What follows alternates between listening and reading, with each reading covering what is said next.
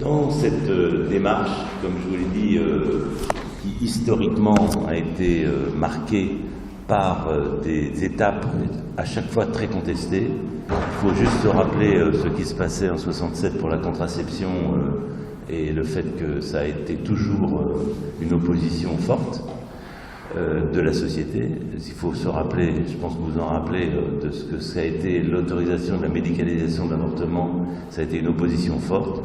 En ce qui concerne la fécondation in vitro, il y a eu plusieurs équipes qui ont dû fermer lorsqu'elles étaient sous tutelle ecclésiastique en particulier.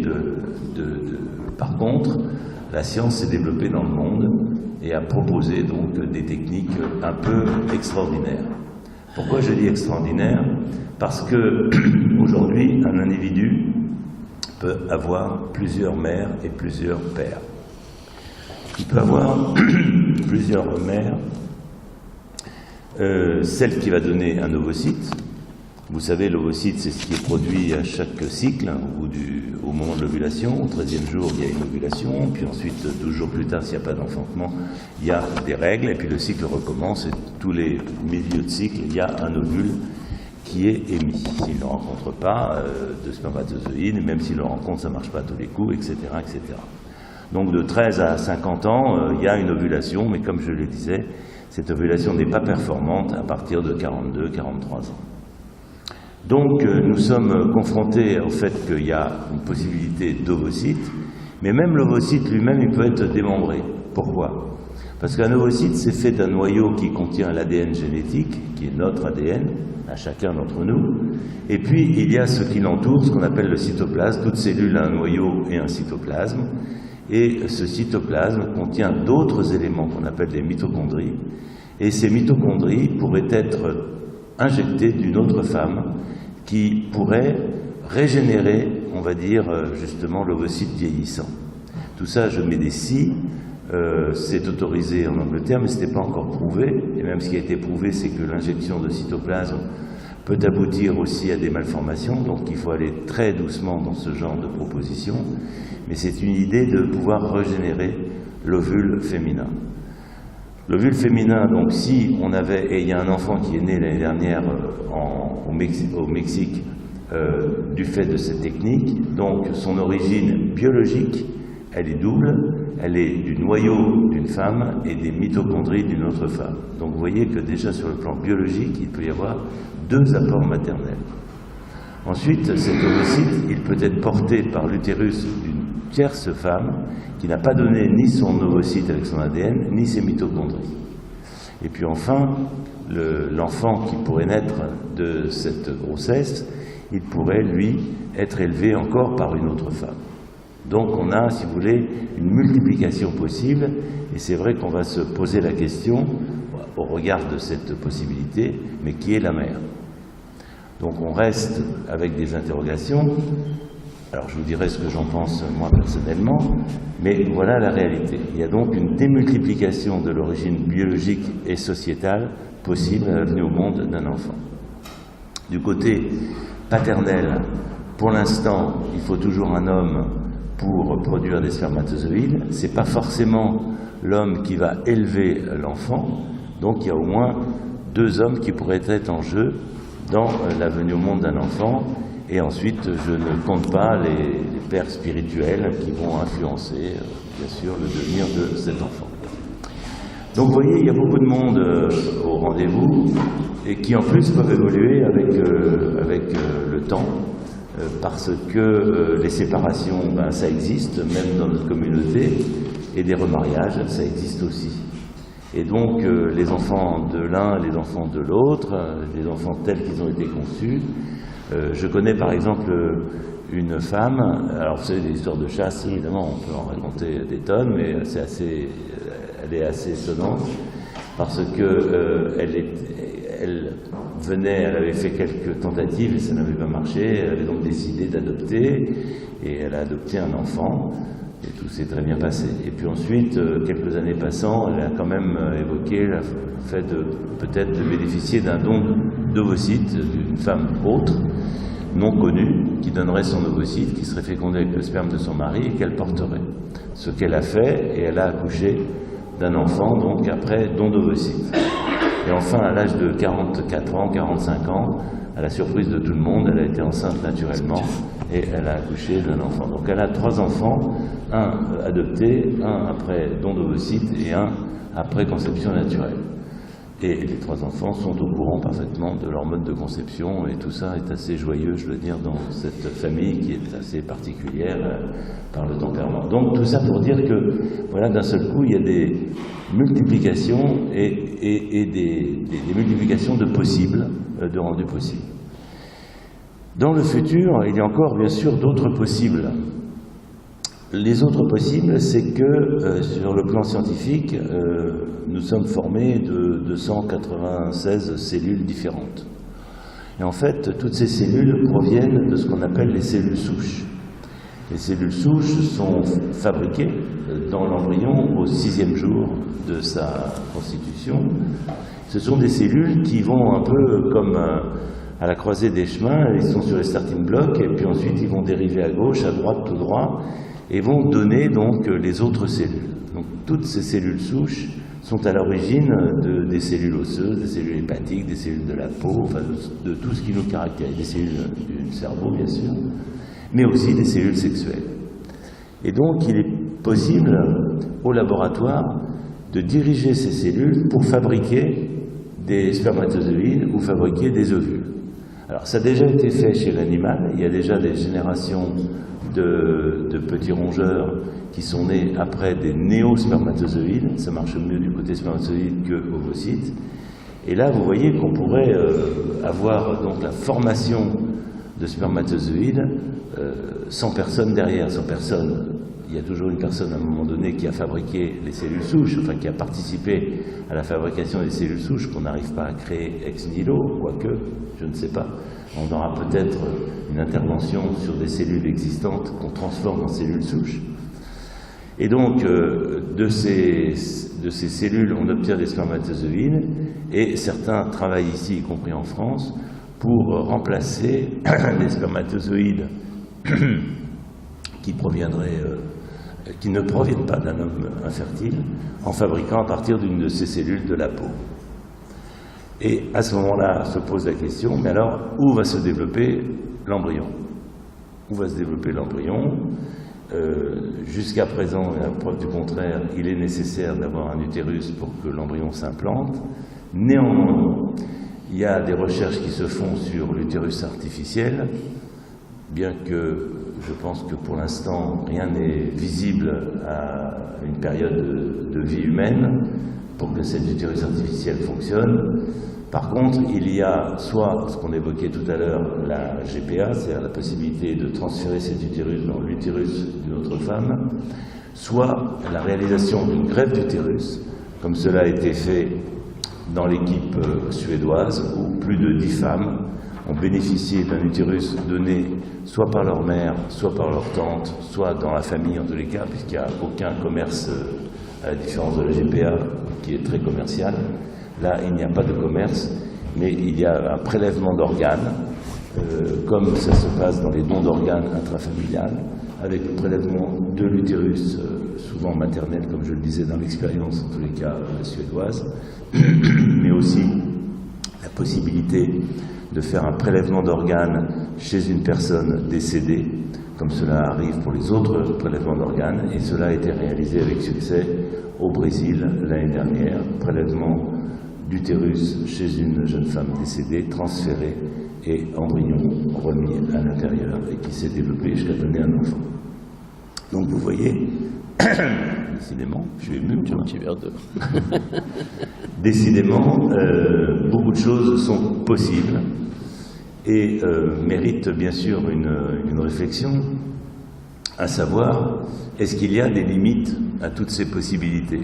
En sachant en plus, effectivement, qu'une femme seule, qu'un couple d'homosexuels hommes pourrait donc faire appel à l'une de ces limites que j'ai évoquées pour pouvoir avoir un enfant.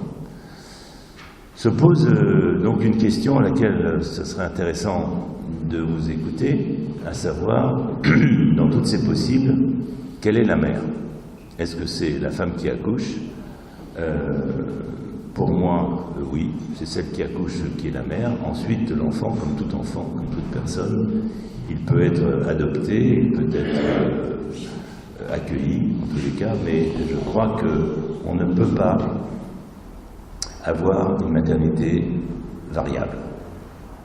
Or, dans les techniques que nous proposons, il pourrait y avoir une maternité variable selon qu'on l'on s'adresse et que l'on valorise plus la génétique que l'acte d'accoucher.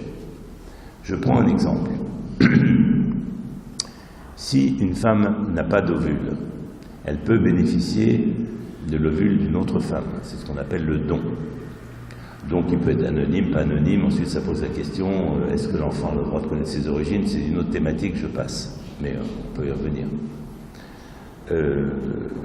Lorsque la femme vient nous voir, qu'elle a 40 ans, qu'elle a 35 ans, qu'elle a une ménopause précoce, ses ovaires ne fonctionnent pas.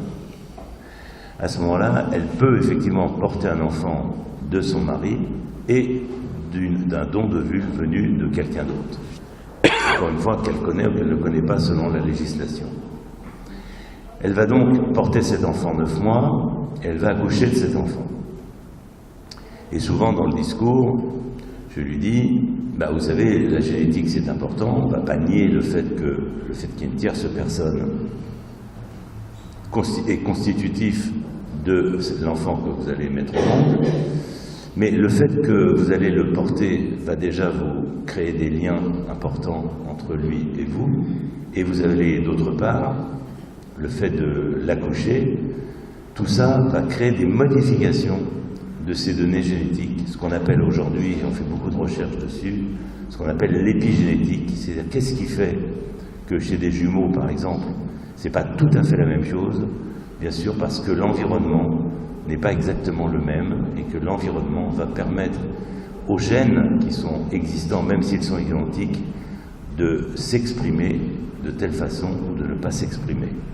Pour vous donner un exemple récent de ce point, il y a un cosmonaute qui a passé pas mal de temps dans l'espace.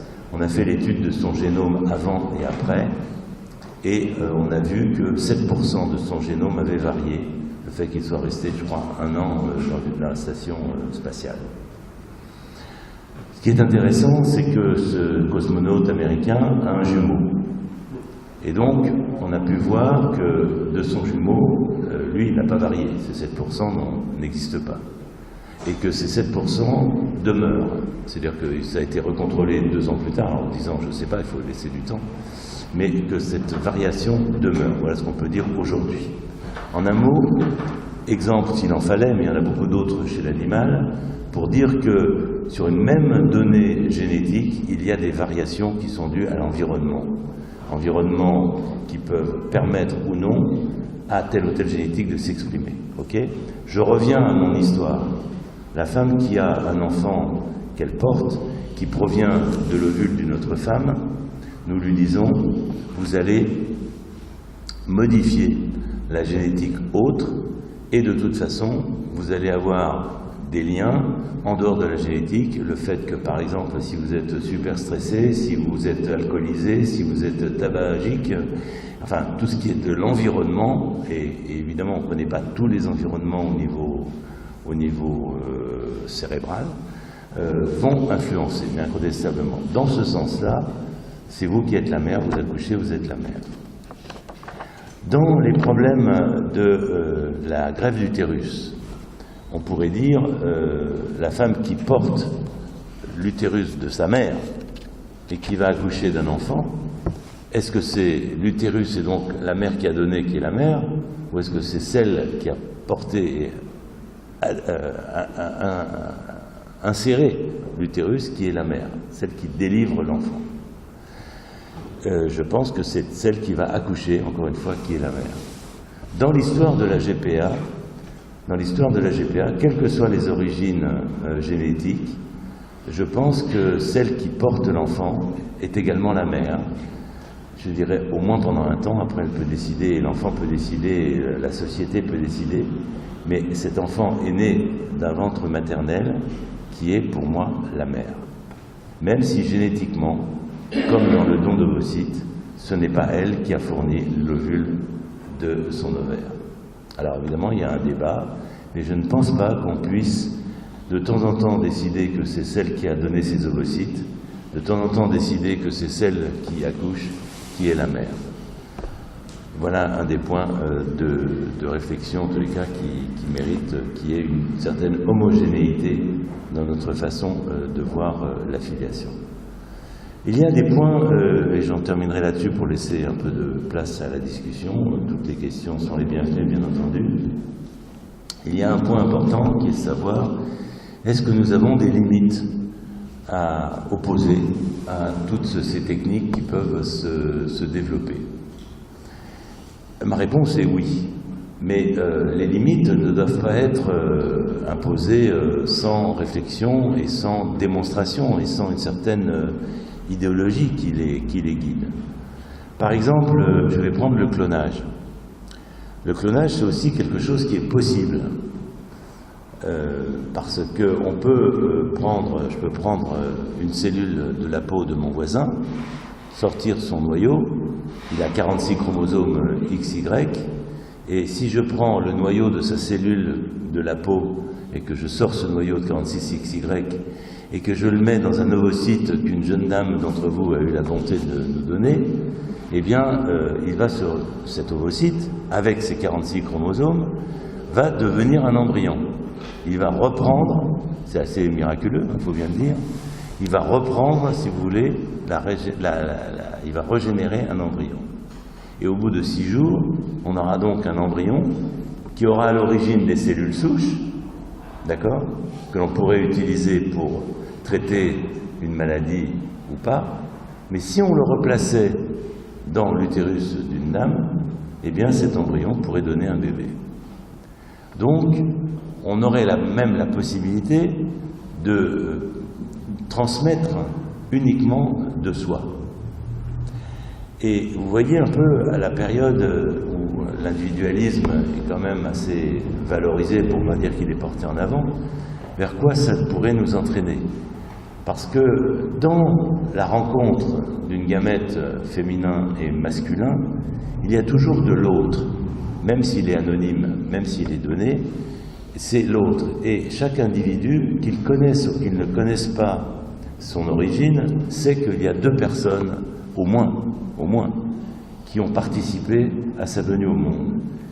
Dans la majorité des cas, les 2 personnes sont toujours présentes, elles sont même au moment de l'éducation. Et donc, il y a des images paternelles et maternelles importantes pour lesquelles il peut s'identifier. Mais même si la personne s'il y a eu un décès prématuré, il peut s'identifier. Et entre les 2 personnes, il a un espace de liberté. Vous avez eu, j'ai eu un espace de liberté entre mes 2 référents parents, car l'un n'est pas égal pas l'autre. Et finalement, je pense qu'on sait constituer une personnalité entre les 2. On n'est pas la reproduction d'une seule personne. Et pire encore, la volonté de reproduire, de se auto-reproduire, pourrait amener à même reproduire certaines, ce que l'on croit être, des qualités ou des caractéristiques. Et là, on rentre dans un monde qui est extrêmement dangereux, qui est la possibilité de modifier telle ou telle caractéristique. Caractéristique physique, caractéristique, je dirais, psychique, c'est plus hypothétique, mais on peut y croire, en tous les cas. Et donc, on arriverait à prévoir et à fabriquer un être humain. Et c'est ce point-là qui pourrait être une des limites que l'on se donne pour ne pas avoir la tentation, justement, qui n'est pas de notre ressort et qui a déjà existé. Elle a déjà existé parce que, d'abord, l'idée du clonage a fait son chemin ici ou là, et particulièrement dans beaucoup de pays asiatiques.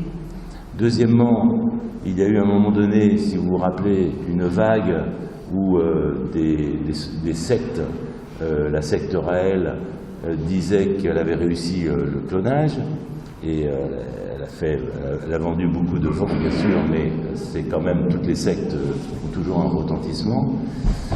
Donc il faut que l'on mène une réflexion, parce que techniquement beaucoup de choses sont possibles et qu'aujourd'hui L'impossibilité va venir d'une réflexion morale, d'une réflexion par rapport à certains référents moraux, et en particulier celui de fabriquer de l'humain, pour moi, me semble être le référent qu'il ne faut pas dépasser. Le deuxième référent sur lequel il ne faut pas dépasser, à mes yeux, c'est tout ce qui concerne la commercialisation du corps. Parce que si on accepte la commercialisation du corps, d'où la difficulté, en ce qui me concerne, d'accepter le principe d'une GPA qui aurait comme support la commercialisation du corps de celle qui porte l'enfant. Donc toute commercialisation du corps est un risque de, comme toujours dans une société libérale, il y a ceux qui ont les moyens et ceux qui n'ont pas les moyens, et c'est donc une possibilité d'utiliser ceux qui n'ont pas les moyens et ceux qui sont les plus fragiles. Je dis bien que ce n'est pas à 100%, mais c'est quand même une forte possibilité. Et c'est pourquoi je crois qu'il faut être extrêmement vigilant, parce que si on accepte ce principe et si on le dépasse à un moment donné, alors on peut très bien ne plus avoir d'argument lorsqu'il y a des ventes d'organes comme le rein, comme un œil, qui existent ici ou là dans le monde et qui bafouent les principes de l'autonomie et de l'indépendance et du respect de l'autre. Donc vous voyez, on touche à partir du simple désir d'enfant que tout le monde connaît et trouve tellement naturel, on trouve quelque chose, et puis il y a effectivement ce qui a été dit dans la Bible. Donc on a envie bien sûr de désirer un enfant, d'avoir une filiation, et simplement mon propos était de montrer la complexité parfois et la nécessité d'avoir une réflexion pour avoir des bases solides qui tiennent la route sur le plan moral, même si la technique offre un nombre de choix qui n'existaient pas il y a seulement 40 ou 50 ans. Je vous remercie de votre attention.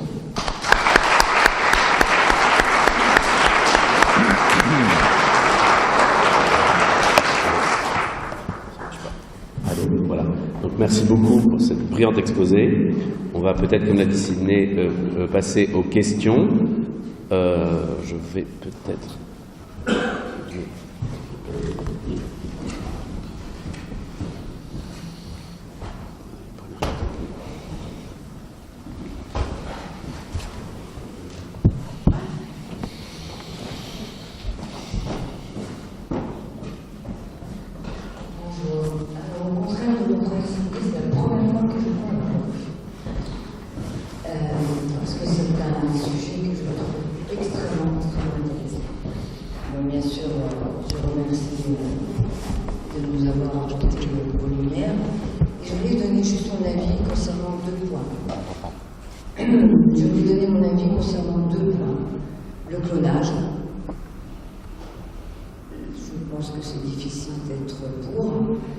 Notamment quand on a lu une fois ces garçons qui venaient du Brésil. J'avais 14 ans, je crois que je m'en souviens encore, puisque c'était de mémoire le clonage des génètes d'Hitler. Donc, évidemment que ça fait un petit peu de peur. Donc là, je mets juste je ferme la parenthèse parce que j'ai absolument rien à dire d'autre dessus. Par contre, concernant la GPA, je vais sûrement choquer beaucoup de gens.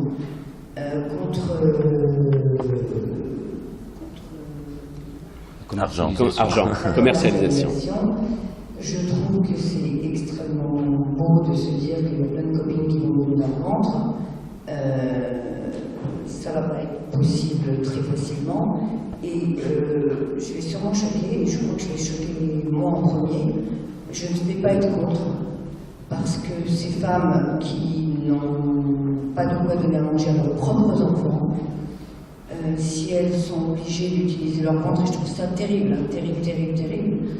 Personnellement, si j'avais l'âge, je le ferais gratuitement, et pour les 2 personnes qui sont mariées ici, enfin les 4, mais il y en a 2 qui n'ont pas besoin de moi, puisque c'est des femmes. Notamment, je pense que si on doit payer, en tout cas c'est vrai que si ça déborde sur la vente dans notre garde, là, il faudrait peut-être éviter.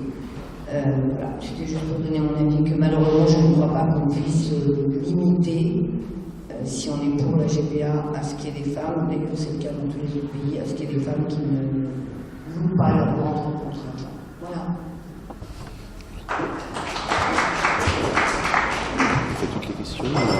tu réponds.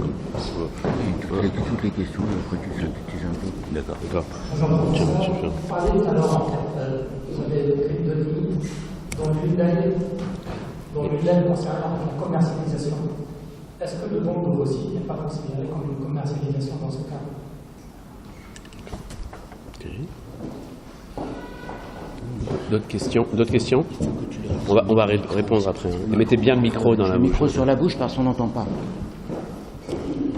Allez-y. Levez-vous pour la question, monsieur Giraud. Levez-vous pour poser la question. Je voudrais savoir si la GPA a déjà, dans d'autres pays d'Europe, et d'Europe, les 27 dans lesquels nous faisons partie, et est-ce que cette technique ne risque pas de déborder sur les pays qui sont actuellement, dans lesquels c'est interdit? Qui sont actuellement interdits. C'est-à-dire que les gens dans les pays interdits vont aller. C'est toi qui as mis au monde sa fille, Céline Giraud. Oui, oui, je connais bien.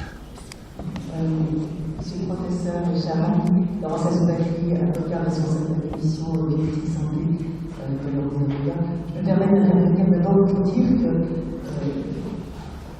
pour la richesse de votre intervention aujourd'hui, c'était vraiment très intéressant. Plus fort, il faut rapprocher le micro, on n'entend pas. Contre les lèvres. On n'entend pas bien. Le micro contre les lèvres. On n'entend pas sinon. Allez-y. Contre la bouche, le micro. Vous avez initié une formation sur psychisme et périnatalité dans le cadre de l'exercice de votre métier de professeur. J'ai eu la chance d'intervenir concernant les objectifs. Aujourd'hui, moi j'avais une question qui portait sur la médiation. Parce qu'on a parlé beaucoup de techniques, je pense qu'il est utile de dire qu'il est important de donner un espace de parole, un accompagnement à ces personnes qui sont dans l'anxiété, qui doivent prendre le temps de réfléchir, donc une forme de facilitateur. Donc nous avons lancé cette forme de médiation dans le milieu médical. J'aimerais savoir quelle est votre idée là-dessus. D'ailleurs, il y a un livre qui vient de sortir sur l'éducation.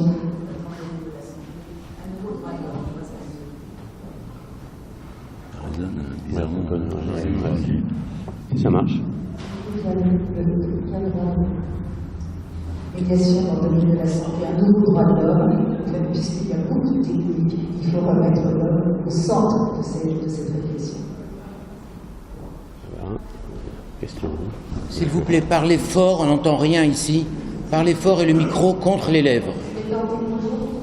Contre la bouche. Je vais tenter de parler un peu plus fort. Déjà, merci pour votre intervention. J'ai une question. Il y a eu des états généraux sur la loi de l'éthique et l'éducation publique qui étaient faites sur Internet. Les gens pouvaient voter sur différents thèmes, et notamment sur la question de la GPA et la PMA. Aujourd'hui, est-ce que vous avez été consulté sur cette loi publique en tant que référent, ou quels sont les référents qui vont être consultés, puisqu'on a aujourd'hui ces états généraux sont terminés. On a donné au public la possibilité de s'exprimer sur des questions qui vont avoir un impact sociétal. Les gens qui ne sont pas forcément spécialisés dans ce domaine, qui n'envisagent pas peut-être complètement les conséquences de certaines décisions qui vont être prises. Donc, qu'est-ce que vous pouvez dire à ce sujet? Si j'ai été consulté. Oui, ça a été consulté pour l'enquête. Merci, professeur Kuhlmann, de votre conférence tout à fait éclairante. Je voulais avoir votre avis, qui me semble tout à fait précieux, sur une question qui est la suivante. Est-ce qu'on peut considérer le transfert d'un utérus, excusez-moi, je suis psychanalyste, la leçon de la question. Est-ce que vous pensez que l'on peut considérer le transfert d'un utérus à partir d'une personne décédée comme équivalent au transfert de tout autre organe? Est-ce que ce ne serait pas dangereux de le considérer comme tel? Et est-ce qu'il n'y a pas des conséquences, qu'il n'y aurait pas des conséquences incalculables et indéniables pour la mère évidemment, mais pour l'enfant, d'avoir situé lui-même son origine, c'est-à-dire celle de sa vie, dans une porte? J'aimerais avoir votre avis. Et est-ce qu'il y a eu déjà et dans quelle proportion les transferts de ce genre d'un virus d'une personne décédée à une femme. Merci. C'est riche. C'est pas mal, hein. Bonjour professeur, je tiens à avoir votre avis en fait sur un certain nombre de points. Je vais essayer de faire le plus bref possible, donc j'ai pris des notes pour faire court. Donc la première chose, c'est vous avez abordé la question de la filiation. Personnellement, je considère que les véritables parents, ce sont ceux qui élèvent l'enfant, ceux qui aiment l'enfant, ceux qui s'en occupent et ceux qui lui transmettent des valeurs et ceux qui le suivent aussi longtemps qu'il sera possible de le faire. Je suis personnellement donc marié avec un homme depuis 5 ans, un homme avec lequel je vis depuis 10 ans. Même au sein de notre couple, il existe des divergences de point de vue là-dessus. Donc, ce qui va me faire rebondir sur un point, et là j'aimerais connaître votre avis là-dessus, beaucoup de gens nous opposent l'argument par rapport à la PMA, qui consiste à dire qu'il y a trop de population, trop d'êtres humains sur Terre, et donc pourquoi aller en faire d'autres quand la nature a décidé que tel ou tel être humain ne doit pas avoir un enfant. Ensuite, par souci de liberté, tout comme le mariage, moi je m'étais battu pour le mariage pour tous. Pourquoi? Non pas parce que je voulais seulement me marier, mais également parce que nous devons tous avoir la liberté de choisir entre nous marier ou pas. Je pense qu'il en est de même pour la procréation. Nous devons tous avoir le choix entre procréer ou pas. Donc ce qui nous renvoie dans le point de la GPA. Donc on dit qu'il ne faut pas, il faut encadrer tout ceci, bien entendu. Le fait qu'une femme puisse vendre son corps est inadmissible, bien entendu. Le féministe que je suis, le défenseur des femmes que je suis, et ce depuis mon très jeune âge, ne peut qu'être d'accord là-dessus. Cela étant dit, la GPA existe officieusement, elle existera toujours officieusement.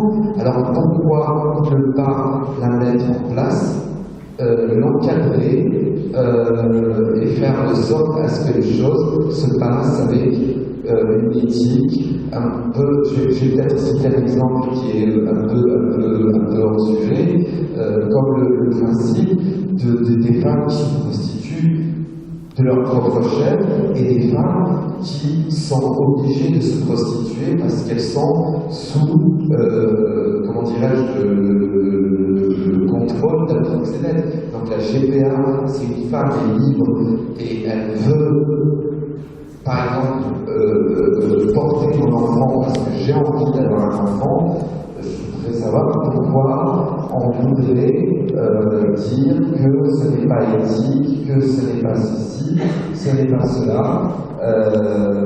Enfin, c'est ce que je voulais savoir. Enfin, votre avis sur tous ces points. Merci infiniment. Dernière question, et après, deux questions, et après le professeur Friedman va répondre globalement à l'ensemble. Tentera de répondre.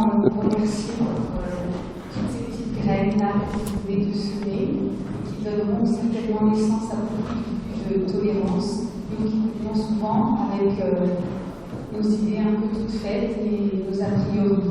Je tenais à vous dire aussi que je travaille dans un groupe scolaire, notamment avec des enfants d'âge élémentaire, et pour voir de plus en plus d'enfants ayant des parents homosexuels, je peux vous témoigner que ces enfants sont parfois même plus épanouis que d'autres et que seule l'éducation, comme disait monsieur précédemment, a vraiment toute son importance. Je voulais juste vous poser une question, mais ça beaucoup plus scientifique, au niveau des tests ADN. Quand vous dites que la mère qui accouche, enfin la femme qui accouche et la mère, au niveau des tests ADN, que disent ces tests? Merci. Il y a la dame ici. La dame est Bonjour. Déjà, je suis très honorée d'avoir 3 souvenirs en face de moi et intimidée.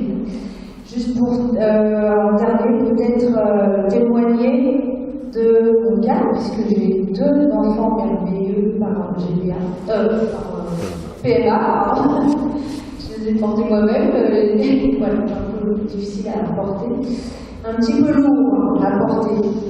J'ai entendu plein de choses merveilleuses, évidemment, je suis au courant de tout ce que vous avez dit, parce que quand on est, et je pèse mes mots, dans le désespoir de vouloir des enfants, et je pèse mes mots, ce n'est pas un choix, il n'y a pas d'histoire de tolérance, c'est vital, c'est viscéral pour certaines femmes. J'ai jamais entendu ce mot-là, je n'ai jamais entendu parler de souffrance. Et j'entends que parler de choix. Voilà, déjà j'avais cette petite chose à mettre au point. On ne le fait pas par plaisir, on le fait avec la rage du désespoir. Pourquoi? Parce que quand on dépasse 43 ans, on est envoyé dans le monde entier. Dans le monde entier, j'ai été chercher des enfants. Voilà, entre autres. On n'a jamais parlé de ce que deviennent ces enfants. Qu'est-ce qu'ils deviennent ces enfants? Est-ce qu'on a un suivi? Est-ce qu'on a un recul suffisant? Moi j'ai entendu parler avec émotion d'enfants qui ont 40 ans maintenant. Je rêve de leur parler. Quand on choisit de faire, quand on décide de faire cette démarche, on n'a aucun témoignage. On n'a personne à qui parler. On est seul. On est dans un monde parallèle à la réalité. On est dans une 4e dimension. Je me suis fait haïr par des docteurs qui m'ont fait pleurer pendant des heures. Vous pensez que c'est normal de se faire traiter comme ça? Parce que le parcours de vie n'est pas simple. Chacun a son parcours. Vous savez comme la vie est dure. On ne choisit pas sa vie. Je n'ai pas choisi d'avoir des enfants comme ça. Et j'en suis très triste pour eux aussi. Voilà, aujourd'hui, pour avoir une touche un peu plus légère, parce que j'aurais des tonnes de volumes à écrire, évidemment, vous allez le dire, eh bien, vous parlez de figure paternelle, je la cherche encore.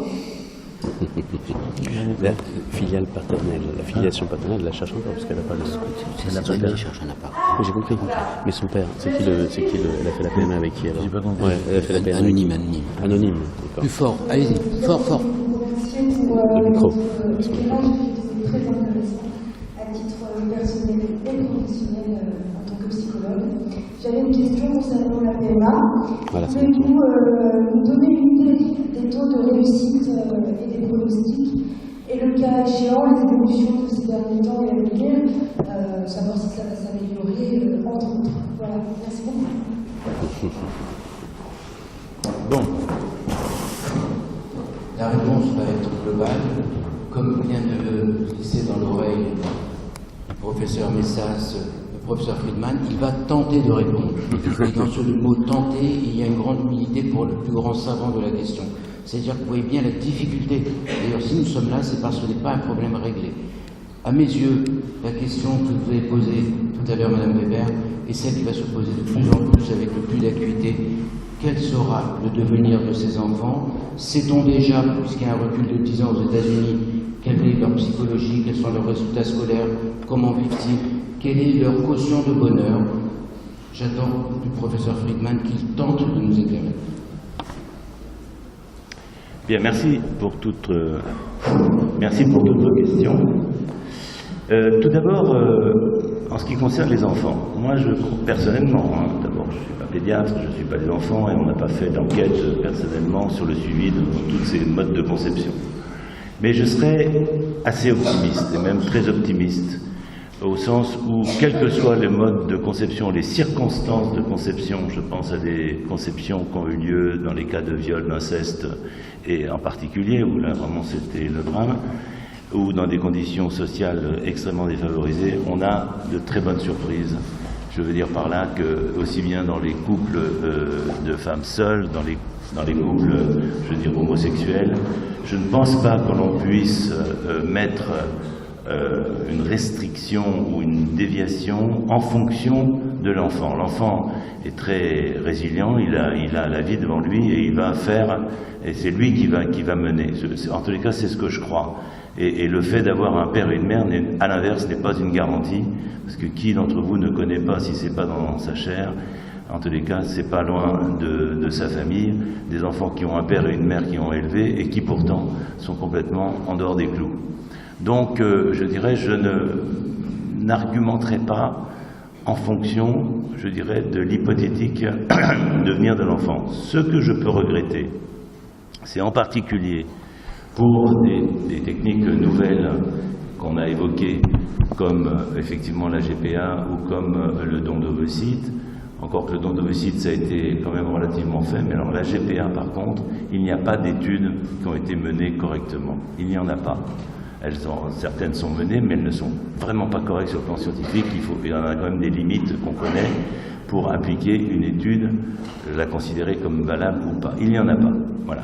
Donc c'est ce point-là que je regrette, mais néanmoins, sur le plan idéologique, je ne pense pas que l'on puisse tabler, comme c'est le cas, on entend ici ou là, sur ce que va être l'enfant dans telle ou telle circonstance, car il a un potentiel énorme, et à l'inverse, tout était prévu pour l'encadrement, enfin tout ce qu'il fallait pour bien vivre, et c'est la catastrophe et la déviance totale. Donc restons prudents et ne prenons pas cet élément-là comme un élément, je dirais, aujourd'hui, parce qu'on n'a pas de données, en tous les cas, mais comme un élément décisif. Vous avez été deux à parler de la GPA. Ce que j'ai envie de dire, d'abord, c'est pour resituer un peu les choses, parce que vous savez, même dans l'introduction ici, on dit PMA, GPA, et on parle beaucoup de la GPA parce qu'elle est un peu conflictuelle, puisque effectivement, ça évoque des situations complexes. Mettons les choses au point. Si en Angleterre, qui a autorisé la GPA depuis 25 ans, il y a à peu près 250 GPA par an, il y a quand même 80 000 tentatives de fécondation in vitro. On n'est pas du tout dans le même registre. Et la confusion qui est faite, ça ne veut pas dire qu'il ne faut pas traiter tel ou tel point, hein. C'est pas ce que je veux dire. Je dis simplement, c'est que souvent dans le buzz médiatique, hein, où parfois on confond les choses. C'est pas du tout la même donnée quantitative, et j'ai envie de dire que dans toutes ces techniques de procréation médicalement assistée, l'extrême majorité, mais l'extrême majorité des enfants qui naissent ont un papa et une maman qui sont le donneur biologique et la donneuse biologique. C'est ça la réalité. Voilà. Alors maintenant, effectivement, il y a, si vous voulez, un autre principe. Vous avez évoqué le principe, enfin, le point d'interrogation sur la commercialisation et le fait de mettre en parallèle avec la prostitution. Je pense qu'il faut rester sur des points simples. Il n'est pas question d'interdire à un homme, personne n'interdit à un homme d'être père, mais personne. Il y a des moyens artisanaux, il y a des adoptions qui sont possibles, y compris pour des hommes seuls. Donc on n'est pas dans une société où on interdit, je dirais, à un homme d'avoir un enfant. Le problème, c'est qu'il faut toujours qu'il passe par une femme, ça c'est sûr. Mais on n'interdit pas à une femme qui veut porter un enfant le fait qu'elle puisse le porter. Je n'ai pas vu défiler des femmes qui disaient « laissez-nous porter des enfants, on a envie de porter des enfants, pour soi, pour les autres ».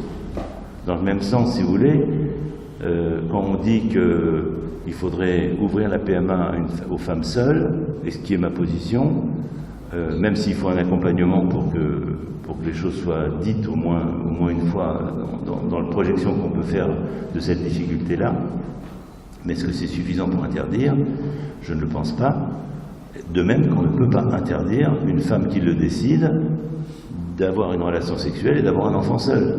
On n'interdit pas à une femme seule d'avoir un enfant. Donc il y a quelques principes, si vous voulez, qui me semblent importants de mettre. Maintenant, organiser les choses dans un cadre où effectivement on fait appel à la commercialisation du corps, soi-disant encadré, mais qui en fait ne l'est pas, parce que la seule étude qui ressort de ça, c'est ce qui se passe en Californie, où il n'y a pas d'étude, mais en Angleterre, où il y a une étude qui est tronquée, qui montre que ça va à volo. 35% des femmes porteuses ont donné leurs propres ovocytes, donc on n'est plus tout à fait dans le porc, mais on est déjà dans la conception d'un enfant plus classique. Les mères porteuses qui ont répondu, elles ont été rémunérées du simple au double, donc on est dans une marchandisation du corps. Je veux dire, donc on est... Voilà, et puis surtout, il y a peut-être 250 tentatives qui sont faites en Angleterre, mais il y en a 500 des couples anglais, quelles que soient leurs circonstances, qui vont à l'étranger. C'est-à-dire que la loi de l'étranger, de la commercialisation à l'étranger, de toute façon, sera beaucoup plus grande de celle qui peut être organisée. Et le meilleur exemple, c'est l'Angleterre. Je vous dis, ça fait quand même plus de 25 ans que ça existe. Donc effectivement, pour répondre aussi à une autre question, ça existe en Europe. Ça existe et il y a des pays qui la pratiquent, je dirais, mais il n'y a pas d'études qui sortent. Ça, c'est autre chose sur le suivi. Ça ne veut pas dire, encore une fois, que tout doit être banni. Je dis simplement qu'il faut... Ma préoccupation, elle est que la commercialisation du corps de la femme, c'est une avancée qui va vers une plus grande tolérance dans toutes les formes de commercialisation, que ce soit sexuelle, que ce soit autre, que ce soit vente d'organes, et que c'est ça qui me fait faire une marche arrière. Par contre, je dirais, dans les mesures qui sont simplement du don, qui ne soient pas rémunérées, je suis beaucoup plus ouvert. Et d'ailleurs, je ne sais plus, la première personne qui a parlé tout à l'heure, qui disait « Mais moi, le don, si je pouvais le faire, je le ferais, je porterais. » Mais allez-y, madame. L'âge ne joue rien, mais ça n'a pas d'importance. Vous n'avez pas bien compris la situation. Vous n'avez pas l'âge maternel ne joue pas sur l'utérus. Ok ? Ce qui joue, c'est l'ovaire. Oui, l'ovaire est impacté par l'âge, mais l'utérus, vous le savez très bien, il y a des femmes de 65 ans qui ont donné naissance, c'est pas du tout une référence pour moi, mais ça existe, et même 70 ans, même 72, je crois, c'est le summum, le Guinness des records. Donc tout ça pour dire que le fait d'avoir 50 ans, 60 ans, d'ailleurs, celles qui ont donné leurs utérus pour la greffe d'utérus, elles ont en moyenne 55 ans. Donc, c'est juste une information, après vous faites ce que vous voulez, mais je veux dire par là que l'utérus n'est pas lié à l'âge, mesdames, voilà. Donc, l'Europe, j'ai répondu. L'anonymat du don, oui, je pense que l'anonymat du don doit être revisité. Il est anormal à mes yeux, c'était peut-être nécessaire à un moment donné, mais il est anormal qu'il n'y ait pas la possibilité pour un enfant de remonter à ses origines, sans excès non plus. Quand je dis excès, on ne peut pas obliger et on ne peut pas avoir sur son front ou sur son bras son origine génétique. Et parce que ça serait plus dangereux pour des couples constitués, comme l'a montré une enquête sur le 3e enfant, qui a montré que, contre toute attente, 15% des enfants, le 3e, n'était pas du géniteur prévu. C'est comme ça en France. Donc c'est compliqué la vie. Alors, dernier point, en ce qui concerne aussi la première phrase qui était dite, oui, ben, bien sûr, on est contre le clonage. Mais c'est pas aussi évident que ça. Ce n'est pas du tout aussi évident que cela. Et je dis en toute connaissance de cause, car il se trouve que j'étais dans la délégation française à l'ONU il y a 10 ans, où la France et l'Allemagne, en Assemblée Générale de l'ONU, voulaient faire voter l'interdiction du clonage, ce qui semble évident, comme vous l'avez dit. Sauf que, lorsque ça a été déposé, eh bien, il y a eu l'ONU s'est divisé en 3.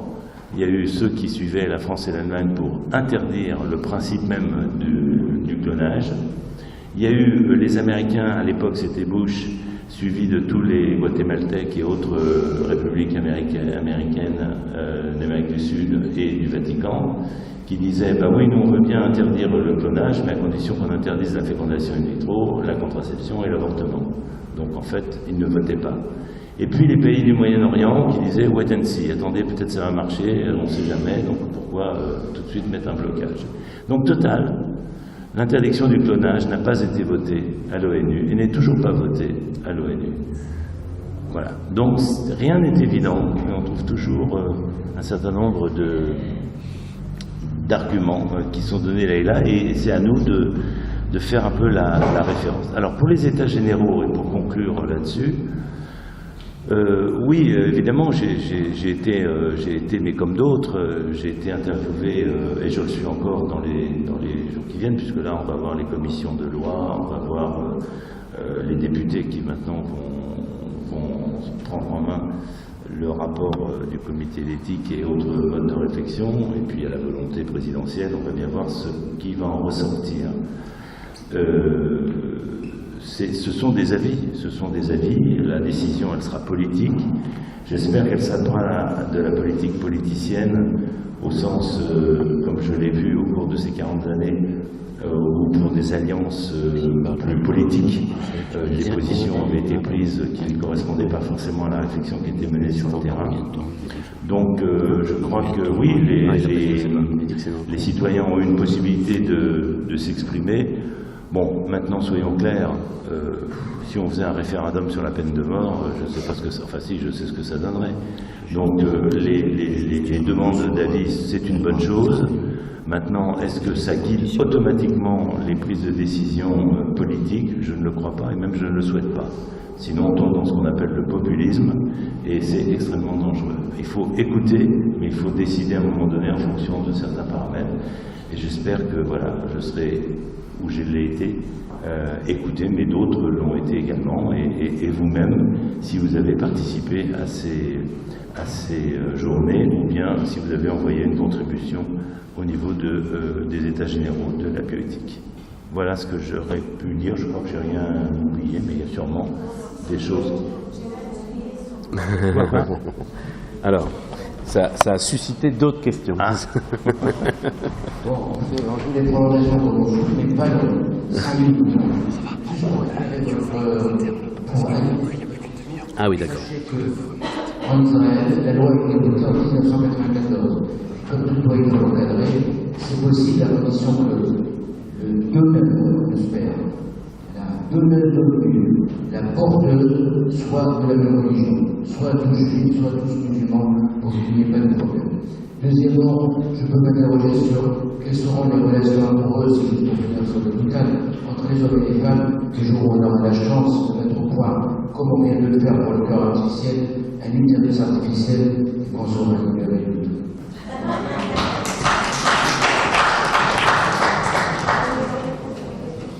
Bonjour Monsieur le Professeur, je voudrais juste vous poser une dernière question concernant les fibres, la PMA. Pourquoi les femmes sont-elles obligées encore en Belgique ou en Espagne, enfin à l'étranger, pour une PMA? Est-ce qu'en France, les choses nouvelles sont envisagées pour que ce soit possible en France prochainement? Ben, comme vous le savez, sans doute, nous, enfin, quand je dis le nous, c'est en particulier parce que j'avais fait il y a 1 an et demi un manifeste qui a été signé par 200 médecins de la reproduction et des biologistes pour que les choses changent, en tous les cas sur 4 points où il y avait un consensus. Parce qu'il y a encore beaucoup d'autres problèmes à discuter, par exemple l'insémination post-mortem, bon, même si c'est quelques cas, il faut quand même le discuter. Bon. Les 4 points sont les suivants. Premièrement, quoi qu'on veuille le faire, il faut améliorer les résultats de la fécondation in vitro si on est obligé d'y passer. Il faut alléger la réalisation, donc un développement de la recherche de certains médicaments plus légers que ceux qu'on utilise, et il faut améliorer les résultats. Ça, j'ai envie de dire que pour nous médecins, c'est le point fondamental. C'est le point fondamental, c'est qu'on dépasse les 25% de résultats en moyenne, parce que c'est 25% d'enfants nés. Pourquoi? Parce que 60% des embryons que l'on va replacer et obtenir embryons en moyenne ne vont jamais se développer. 60% des embryons sont faits pour rien.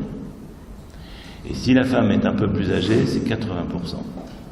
En un mot, on fait une très mauvaise médecine aujourd'hui, puisqu'on se ferme les yeux, on prend un embryon, on le met, on croise les doigts. Ce qui n'est pas tout à fait médical de croiser les doigts. D'abord parce qu'on ne le met pas au bon endroit, non, je plaisante, mais parce que, voilà. Donc, il y a une possibilité qui est de connaître le statut chromosomique des embryons, que l'on fait pour certaines maladies, mais qui aujourd'hui est interdit en France alors qu'il se fait partout autour. Donc, nous demandons, et j'espère, mais voilà, nous demandons que nous puissions offrir aux couples qui en ont besoin, pas à tout le monde, mais à ceux qui en ont besoin, qui font des fausses couches à répétition, des échecs, enfin bon, qui ont un certain âge, la possibilité de connaître le statut de l'embryon avant de le réimplanter ou de le congeler. Parce que si vous avez beaucoup d'embryons, que vous les congelez, vous avez pour 1 an de transfert, et tout ça peut-être pour rien, parce qu'aucun n'est viable. Je ne parle pas de qualité, je parle de potentialité de se développer. Donc ça, nous, notre demande sur le plan biologique, beaucoup plus que le recueil, que le problème des problèmes de sociétaux qu'on a abordés, c'est d'augmenter la qualité de la prise en charge, et en particulier par cela. Pas uniquement. Il y a beaucoup d'autres recherches à mener, beaucoup d'autres recherches. Mais aujourd'hui, on est, si j'ai envie de dire, embouteillé justement par le type de discussion qu'on a, GPA, pas GPA, GPA, pas GPA, GPA, pas GPA, encore une fois. Mais nous, ce qu'on voudrait, c'est qu'on fasse de la prévention de la fertilité. Parce qu'il est absolument préoccupant d'avoir des femmes de 40 ans, de voir le sperme des hommes baisser, d'avoir des femmes de 40 ans qui ont une fertilité qui a baissé, de ne pas avoir une campagne d'information à 35 ans que la fertilité baisse avec l'âge, et pas l'utérus. Et donc, nous sommes, si vous voulez, on sait que le tabac, c'est redoutable, on sait que les polluants, c'est redoutable, on sait que le mode de vie, ça peut être redoutable. Donc, on est dans une situation médicale où nous disons qu'il faut remettre un peu les choses en place, arrêter de faire du buzz médiatique, non pas que les problèmes qu'on peut aborder, je les mets de côté, je ne les ai pas mis de côté d'ailleurs, mais il faut les mettre à leur juste place, pour leur quantitatif et même pour le qualitatif. Mais par contre, ce qui nous préoccupe le plus, c'est le fait que nous n'offrons pas, et qu'on ne peut pas dire PMA, PMA, PMA comme ça, parce que ça ne marche pas à la hauteur, et ça fait 40 ans que j'en fais, donc je sais de quoi je parle, ça ne marche pas à la hauteur des espérances qu'on pourrait avoir. Et dans le monde, ça marche peut-être un peu mieux dans certains endroits, de même que ça marche un peu mieux dans certains endroits en France. Pourquoi? Si vous regardez les résultats en France, vous voyez que, quelle que soit la méthode, alors en plus il y a une agence de biomédecine qui donne les résultats. Alors si vous arrivez déjà à comprendre les résultats de l'agence de biomédecine, je vous donne un ticket, un petit diplôme d'honneur, parce qu'ils font tout pour qu'on ne comprenne rien. Mais si vous allez sur le site Atlanta et vous voulez savoir à New York comment ça se passe, vous avez une liste par âge et vous avez le taux de succès. C'est déjà beaucoup plus simple. Donc le problème, c'est que donc on ait un véritable rendu de ce qui se passe. Et lorsqu'on regarde en France, il y a un top 10 et il y a un top qui est à la queue. C'est incontournable. Il y a donc un irrespect, puisqu'il y a des zones qui n'arrivent pas à produire ce qu'ils devraient produire comme taux de succès. Pourquoi? Ben simplement parce qu'ils n'ont pas assez de personnel, ils n'ont pas assez de matériel tout neuf, donc on n'est pas dans une offre de soins correcte. Donc vous voyez, ma préoccupation première en tant que médecin, c'est d'offrir le maximum de résultats à des couples qui sont demandeurs. Après, si vous voulez, vient donc accès aux données génétiques, accès aux méthodes invasives, développer la recherche et faire de la prévention. Ça, c'est vraiment le b.a.-ba. Ensuite, pourquoi est-ce qu'une femme de 35 ans ne pourrait pas congeler ses propres ovocytes pour un peu plus tard? Parce qu'à 35 ans, il se trouve qu'elle sait que sa fertilité va baisser et qu'elle n'a pas de prince charmant ou qu'elle a un autre projet. Je ne vois pas quelle est la raison délétère de cela. Il n'y en a pas. Il n'y en a pas. On pourrait reprendre la discussion là-dessus, mais il n'y a rien qui est assez fort pour s'opposer à cela. Troisièmement, le don d'ovocytes. Effectivement, le don d'ovocytes en France, qui correspond à beaucoup de femmes, puisque beaucoup de femmes d'un certain âge le réclament, nous n'arrivons pas à répondre à la demande, parce que les campagnes de don d'ovocytes, par exemple, je ne peux pas me mettre derrière la table tout à l'heure et vous dire, on va parler du don d'ovocytes, je vais vous expliquer comment c'est, et je vais recruter des donneuses. Parce que je suis sûr qu'il y en aurait pas mal d'entre vous qui seraient, il faut être jeune, c'est vrai, mais qui seraient candidates donneuses. Mais je pourrais accompagner. Je n'ai pas le droit de le faire. Je n'ai pas le droit en France. En France, ce qui va se passer, c'est une campagne nationale, en mois de décembre, qui va coûter les yeux de la tête, mais qui ne va pas aboutir à grand-chose. Et en plus, en France, les centres privés n'ont pas le droit de faire du don. Donc déjà, la moitié des centres qui seraient susceptibles de diffuser un peu l'information ne le peuvent pas. Alors, est-ce que ça veut dire que c'est commercialisé ou commercialisable? Là, c'est une autre discussion. Je pense que même sans la commercialisation, je pense qu'il y a beaucoup de femmes généreuses en France qui soit ont bénéficié et ont envie de donner, soit après une réflexion, donneraient des ovocytes, plus d'ovocytes, et qu'on pourrait donc déjà répondre un peu mieux à la demande. Maintenant, je ne suis pas plus pour la commercialisation des ovules que de la commercialisation de l'utérus, que de la commercialisation du petit doigt. C'est pareil, c'est le même principe.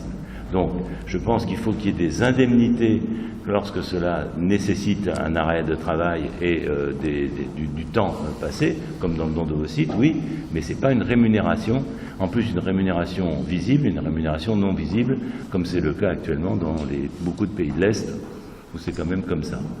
Par contre, ça soulève la question de l'anonymat. Est-ce qu'on va maintenir le cadre de l'anonymat que nous avons, et va-t-on faire comme l'Angleterre où il y a une levée de l'anonymat, ou la Belgique où il y a une levée de l'anonymat possible? Vous voyez que ce sont énormément de questions qui sont posées et qui mériteraient d'être réfléchies encore. En résumé, il y a des problèmes scientifiques sur lesquels il faut que nous résolvons, parce que si on ouvre toutes les vannes mais qu'on a des taux de résultats qui ne sont pas à la hauteur, ça ne sert pas à grand-chose. Il faut donc qu'on ouvre les vannes scientifiques, qu'on continue à travailler, qu'on continue à prévenir et qu'on réfléchisse sur ce que veut une société. C'est la société de se décider par sa représentation nationale.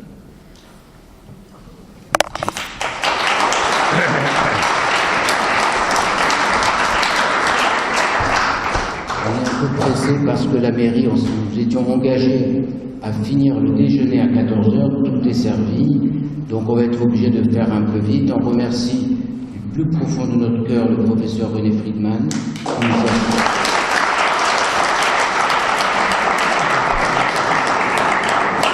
qui nous a beaucoup éclairé. J'avais tout de suite accepté quand j'ai proposé ce sujet. Il y a un seul point, mais c'est à titre personnel sur lequel je ne suis pas d'accord. La commercialisation de mon propre sperme m'intéresse. Merci à tous.